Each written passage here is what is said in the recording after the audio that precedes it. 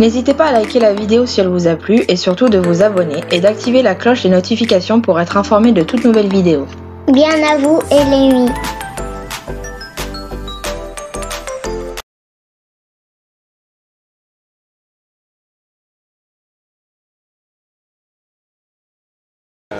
Écoute, Philippe Pasco, marié, 6 enfants, j'ai écrit 6 livres qui traitent des avantages et des privilèges que s'octroient nos dirigeants et les lobbying sur le dos du peuple français.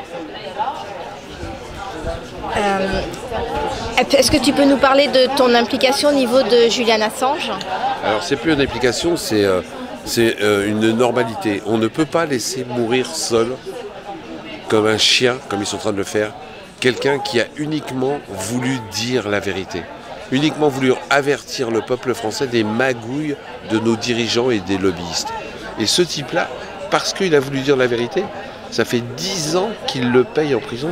Là, il risque d'être extradé aux États-Unis et de subir une peine de 175 ans de prison, uniquement parce qu'il a voulu dire des choses qu'on devrait savoir. On ne peut pas faire autrement que défendre cet homme-là. Alors, est-ce que tu peux nous dire quelques actions qui ont été faites pour lui depuis le début? Non, enfin quelques-unes, nous faire un petit résumé? C'est des actions au quotidien de soutien, ou avec son avocat français, Juan Branco, ou avec des manifestations qu'on fait au mois de mai. Il y a des gens qui sont venus ici déjà pour le soutenir. On vient et on va retourner encore le voir. On ne le lâche pas et on avertit tous les médias qu'on sera là.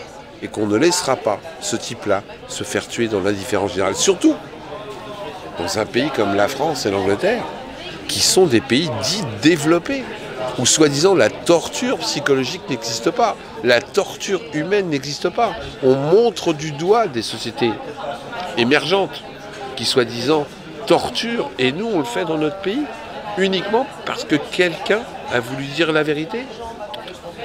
Impossible de laisser faire. Donc aujourd'hui, qu'as-tu pensé de la journée et de son verdict? Aujourd'hui, il y a plus de 120 Français dans 2 quarts qui sont venus manifester devant le palais de justice anglais au moment de la sortie d'écrou de Julian Assange, qu'on a remis dans l'écrou puisque, comme par hasard, il n'avait aucun papier pour sa défense. Les Anglais n'ont jamais vu ça. Ça a l'air de rien. Mais 120 Français qui se déplacent devant un tribunal anglais, ça fait 70 ans qu'ils n'avaient pas vu ça. Donc nous avons réussi notre coup médiatique pour défendre juste un petit truc bête, la liberté d'expression. Excusez-nous du peu.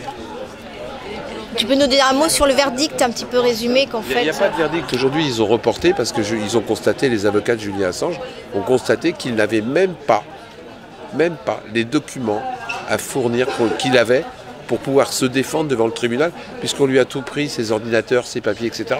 Donc ces avocats demandent à ce qu'ils puissent avoir ces éléments pour avoir une justice plus ou moins équitable. Ensuite, est-ce que tu pourrais nous parler du mouvement des Gilets jaunes? Les Gilets jaunes, c'est la première fois depuis la Révolution que, rappelez-vous, depuis 11 mois, le peuple français descend dans la rue pour crier sa souffrance. Et ça fait 11 mois que le gouvernement nous méprise et ne répond pas. Mais ça suffit. Est-ce que vous vous rendez compte qu'aujourd'hui, l'ensemble des corporations est en souffrance? Les pompiers, les infirmières, les VTC, les camionneurs, les notaires, les urgences, les médecins, les enseignants. Et on vient m'expliquer que la France va mieux, que la France va bien. Mais si la France allait bien, comment ça se fait que le secours populaire et le secours catholique et les restos du cœur ont de plus en plus de monde? Comment ça se fait qu'il y a de plus en plus de gens qui travaillent et qui dorment dans leur voiture? Comment ça se fait qu'il y a de plus en plus de gens qui ne peuvent plus se faire soigner? Soit parce qu'on n'arrive pas à joindre un médecin avant 6 mois, soit parce qu'ils ne peuvent pas payer le médecin ou les médicaments. Comment ça se fait qu'aujourd'hui, on nous dit que l'école est gratuite et que c'est de plus en plus cher et qu'on ne peut mettre que les enfants de riches dans certaines écoles? C'est ça la société qu'on veut pour demain? Comment ça se fait que le code du travail aujourd'hui est complètement cassé, qu'on peut vous licencier aujourd'hui, même si vous n'avez rien fait? Même si vous n'avez rien fait, on peut vous licencier sans motif réel et valable. C'est ça la France d'aujourd'hui. Et ben c'est la France qui est en train de nous préparer, nos gouvernants, et c'est la France que je ne veux pas pour demain, pour mes enfants. Donc effectivement, on peut aussi parler des retraités. dans tout ce que vous avez cité. C'est une cause encore plus... Mais c'est hyper génial, les retraités. Ils ont de moins en moins d'argent et c'est fait légalement. Donc qu'est-ce qui va se passer? Eh bien, la plupart des retraités, comme dans certains autres pays où les voyants économiques sont au vert, ils vont trouver un deuxième petit boulot, voire un troisième petit boulot, pour pouvoir payer ou ne pas être dépendant de ses enfants et de ses petits-enfants. C'est ça la société qu'on veut pour demain. Mais quand vous avez ce genre de société qui se met en place, tout va bien. Plus personne ne se plaint. Le code du travail est cassé. Donc personne n'ose manifester. La sécurité sociale, tu ne peux plus te payer ton médicament. Donc la sécu va bien. La société que nous prépare Macron pour demain, c'est une société où tout le monde aura 3 petits boulots, mal payés et pas protégés. Et quand tu as 3 petits boulots, mal payés et pas protégés, tu fermes ta gueule. Et c'est ce que veut Macron pour la société de demain. Et c'est ça qu'il nous explique. Prenez n'importe quel boulot, pas payé, mais au moins vous plaignez plus. Vous aurez au moins un petit travail. Non, c'est pas ça qu'on veut. Parce qu'en plus, il y a de l'argent. Qu'on vienne pas me raconter qu'il n'y a pas d'argent, il y en a. Je l'ai mis dans mon dernier livre, Mensonges d'État. Il y a un type qui a été condamné à 293 millions d'euros d'amende. 293 millions d'euros d'amende. Il n'en a payé que 33. Après négociation, il n'y a pas comme un malaise. De l'argent, il y en a, mais on ne va pas le chercher là où il est. Et ça, c'est inadmissible. Donc vous avez fait une super analyse de tout. C'est bluffant, votre analyse, que ce soit sur Julian Assange, sur le mouvement des Gilets jaunes, sur... J'essaye de parler sincèrement, rationnellement et factuellement. Ce que j'écris, ce n'est que du factuel. Je n'invente pas, moi. Je triche pas avec les mots comme fait Macron en nous lançant une loi sur l'enseignement qui s'appelle la loi confiance. Quand on commence à tricher avec les mots pour dire des vérités, c'est qu'on n'a pas d'autre moyen pour exister. Et Macron, c'est ce qu'il est en train de faire. Même avec les mots maintenant, il triche. Il nous dit qu'il fait de l'acharnement positif.